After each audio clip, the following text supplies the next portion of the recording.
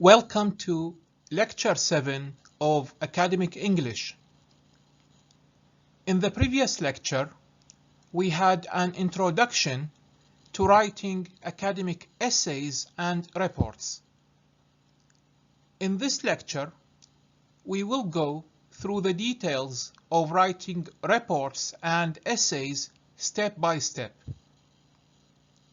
We will start with some tips and guidelines about writing in general.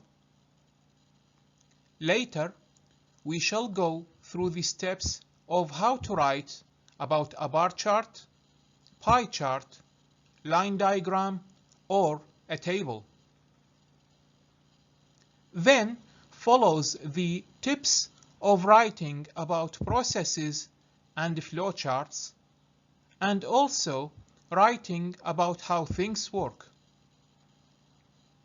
The last section of the lecture deals with the steps that should be followed when you write an essay to express your opinion in what are called one-sided and two-sided essays. When you write with a pen or a pencil, always keep your paper clean. Also, guarantee that your writing is clear and neat. If you feel that you have written something wrong and you need to remove or scratch it, just cross out your mistake or mistakes with one horizontal line and write the correct word or expression next to the words crossed out. Avoid using correction or white ink pen and avoid using erasers, because these might be of a bad quality and can therefore smudge or leave dirt on your paper. In writing, you may always use any details or information provided in the context of the question. However, be careful not to copy-paste these into your report or essay. You should always paraphrase. Paraphrasing means that for a statement, you express the same meaning using a different set of words so that the clarity will be improved. When you write, always avoid using bullet points. Instead, you must use a paragraph structure where the first paragraph is the introduction, the last is the conclusion or conclusions, and in between there are few paragraphs comprising the body. As highlighted in the previous lectures, your sentences have to be simple and concise. When you write, avoid repeating the same ideas, words, expressions, and sentences over and over. You have to show the reader that you have rich vocabulary and you know exactly how and when to use them. The language you hear in movies, read in newspapers, see on Facebook and social media apps must be avoided in writing. Academic English language is formal and is completely different from the slang language used in everyday life. If you are required to write an academic report where some figures, diagrams, flowcharts, or tables are given, you have to extract all possible details from these. At the same time, just report the information contained within the diagrams or tables without writing or giving your opinion about these. On the other hand, if you are requested to write an opinion-based essay, You have to use a thoughtful and neutral tone in the writing. Do not be over-certain or excited. Do not generalize your thoughts or try to reflect these upon people. Just write about your opinion or point of view and justify it with evidence, experience, or logical reasoning. In this part of our lecture, we shall learn how to write reports about bar charts, pie charts, line diagrams, and tables. Before you write anything, you should spend some time, perhaps 5 minutes, to study the chart or table and make a clear plan about how to answer the question. Only after that, you should start writing. You need to pay great attention to what the axes represent, the titles of the axes, whether there are percentages shown, and such important information that can be extracted from the chart or the table. Start describing the chart or the graph or the table using your own words and paraphrase to avoid repeating what you have written. You will need to organize your writing into paragraphs. These should follow what you learned earlier about writing an introduction to highlight what your report is about. The intro should be followed by the body that will describe the chart or the graph or the table in detail. Finally, a conclusion will summarize your report. As mentioned earlier, you should write using your own words and expressions, and that you should not copy any phrases from the question. You may use different vocabulary to express or describe the same thing. For example, the words to increase, to climb, and to go up all mean that you can see a rising trend. Similarly, to describe that a trend is falling, you can use decrease, drops, and goes down. Any information not included in the graph should not be written in your report. You should report only what you see and never speculate about numbers or details.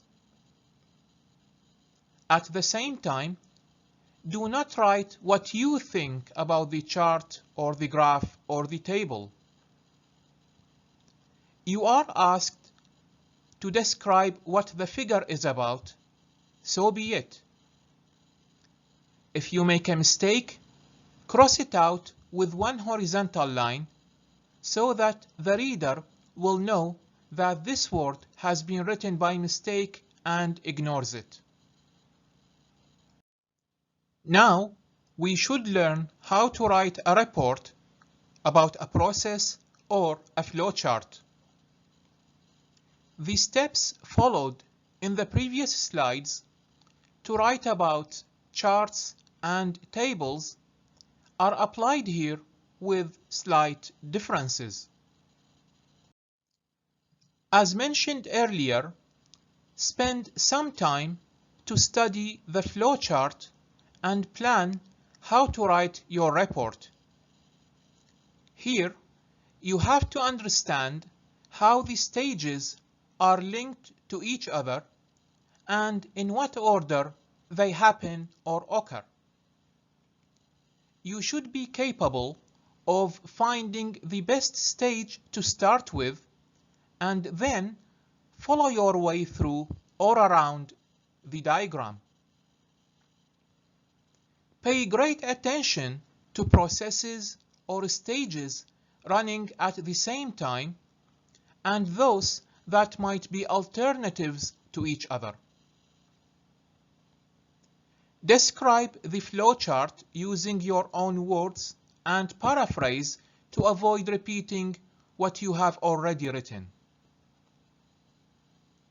Be careful which verb form you should use. For example, the present simple passive or present simple in your description. Also, use notes or text available from the flowchart to help you with the writing, but always remember to paraphrase. You should organize your writing into paragraphs, which should be structured into an introduction and a body. A conclusion may not be necessary. Write using your own words and expressions, and do not copy any phrases from the question. You have to pay great attention to the order or sequence of processes within the flowchart.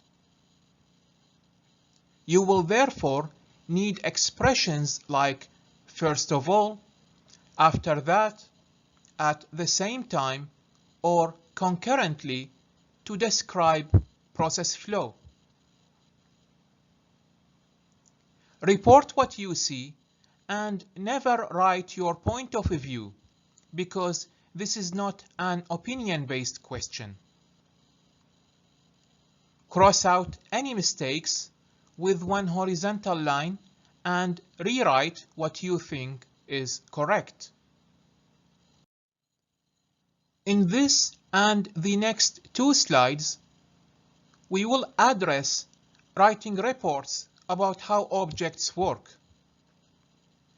The steps followed in the previous 2 slides to write about flowcharts and processes are mostly applied in this section. I keep saying this over and over. Before writing anything, spend some time to inspect or study what you have. Prepare a reasonable plan that will help you write your report. Here, you have to understand how the object works. It's just like reading the instruction manual of a new mobile device, for example. However, your instruction manual here is a diagram. You have to understand it and write the operation steps so that you or someone else will know how to use the mobile or any device in general. Firstly, find the most logical place to begin your description. Sometimes the steps of how something operates are numbered. This will definitely help you with the writing. However, as I have been repeating this, you must not copy text from the diagram. As we mentioned earlier, write using your own words. That is when paraphrasing becomes handy, especially when you do not know the exact word to describe something. Here, you can explain what you need to say using alternative words that would give the same meaning. Keep your description and writing simple and crystal clear so that anyone who reads your writing will find it easy to follow the steps and understand how the object or device you are writing about works. Organize your report into an introduction and a body. A conclusion may not be necessary. Like before, guide the reader through different steps by using sequence expressions if necessary. In this way, it will be easy for the reader to follow the operating principles of the object step by step. Write using your own words and expressions and do not copy any phrases from the question. Report what you see and never write your point of view, because this is not an opinion-based question. Remember to cross out any mistakes with one line and rewrite what you think is correct. Opinion-based writing is completely different from writing reports about charts, diagrams, tables, processes, and how objects work. In opinion-based essays, you have to express your own point of view and write about it in a logical, coherent, and consistent style.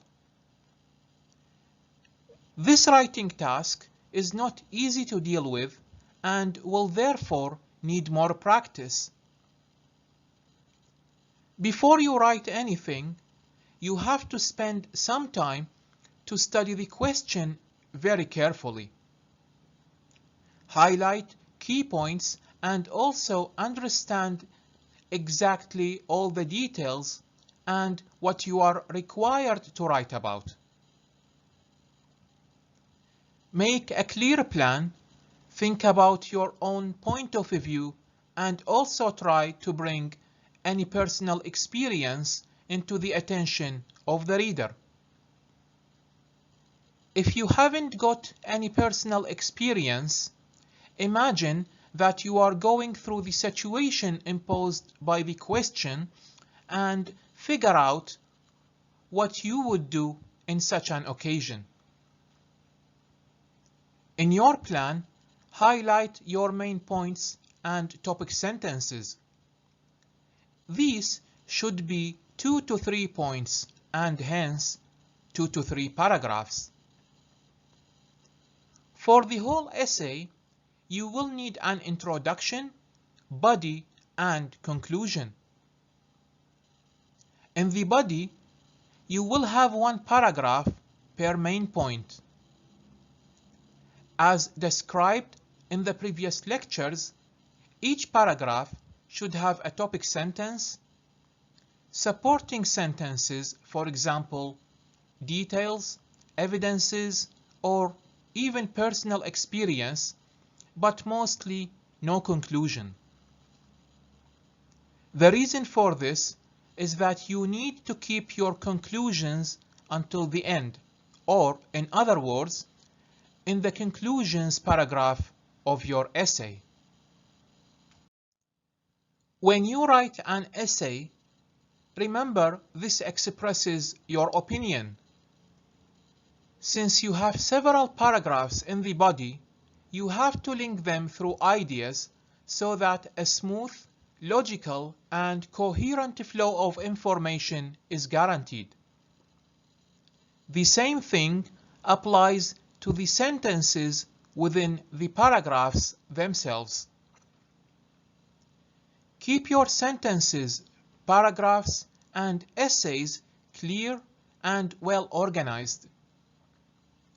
Write using your own words and expressions and do not copy any phrases from the question. You may use expressions like "I believe that," "I would argue that," "to me it seems that," "in spite that," "despite the fact that," "in or according to my experience," or even "in conclusion," to express views or contrasts, or even provide support to your main points. Always remember that an essay reflects your opinion, and therefore the clearer and more organized is better. Opinion-based essays can either be two-sided or one-sided. In two-sided essays, you have to discuss 2 points of view and give your opinion. In this case, the body of your essay will have to have 2 paragraphs. The first paragraph reflects your discussion of the first point of view, while the second paragraph discusses what you think of the other point of view. The concluding paragraph restates and emphasizes your opinion while summarizing the main points discussed in the essay. As opposed to two-sided essays, one-sided essays are mostly about whether you agree or disagree with a specific point of view. In this case, you may either agree or disagree or have a neutral point of view. If you agree, then you should tell the reader why you do agree. The body of your essay will have to have 2 or 3 paragraphs to justify the reasons for your agreement. Each paragraph reflects your reason or reasons, justification or justifications with examples, experience, or even evidences. The concluding paragraph restates and emphasizes your opinion while summarizing the main points discussed in the essay. If you disagree, your essay should be structured as previously stated in the agreement, except in this case you disagree, and you must tell the reader the reasons and justifications for your disagreement.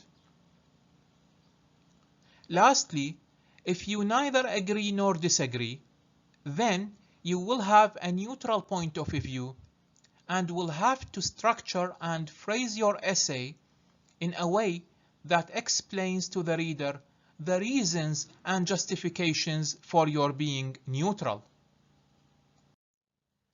As we reach a conclusion, I will upload samples of reports and essays to help you with this lecture. These will be uploaded to Moodle. Should you have any questions or queries, do send me an email so I can help you with all the necessary explanations.